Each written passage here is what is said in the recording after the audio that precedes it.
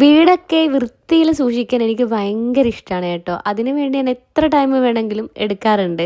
അതുപോലെ തന്നെ എനിക്ക് ഇഷ്ടമുള്ളൊരു പരിപാടിയാണ് കുക്കിങ്ങും. ഫാമിലി ആയിക്കോട്ടെ ഫ്രണ്ട്സ് ആയിക്കോട്ടെ അവർ ഈ ഭക്ഷണം കഴിച്ചിട്ട് അടിപൊളിയായിട്ടുണ്ട് ശ്വേത എന്ന് പറയുമ്പോൾ ഉള്ളൊരു നിർവൃതി ഉണ്ടല്ലോ, അതെനിക്ക് വേറെ ഒന്നിലും കിട്ടാറില്ല കേട്ടോ. എനിക്കും ഭയങ്കര സന്തോഷമുള്ളൊരു കാര്യമാണ്. പിന്നെ നമ്മളെ ക്വാളിറ്റി മനസ്സിലാക്കാൻ മറ്റുള്ളവരുടെ അപ്രിസിയേഷൻ ആവശ്യമുണ്ടോ എന്ന് ചിന്തിക്കുന്നവരുണ്ടാവാം.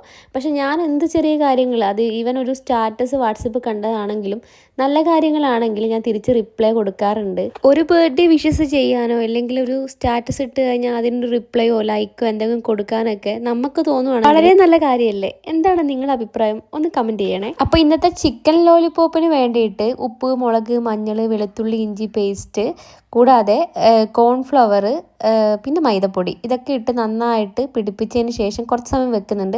അതിനുശേഷം ഫ്രൈ ചെയ്തെടുത്തതിന് ശേഷം ginger garlic paste, tomato sauce, soya sauce, കുറച്ച് കോൺഫ്ലവർ വെള്ളത്തിൽ മിക്സ് ചെയ്തിട്ട് ഒഴിക്കുക. ഇതിലോട്ട് ഫ്രൈ ചെയ്ത ചിക്കനും കൂടി ഇട്ട് കൊടുത്തു കഴിഞ്ഞാൽ നമ്മൾ അടിപൊളി ചിക്കൻ ലോലിപോപ്പ് ഇവിടെ റെഡി ആയിട്ടുണ്ട്. ഏകദേശം ഐറ്റങ്ങളൊക്കെ റെഡി ആകുമ്പോഴത്തേക്കും ഫ്രണ്ട്സ് എത്തിയിട്ടുണ്ടായിരുന്നു.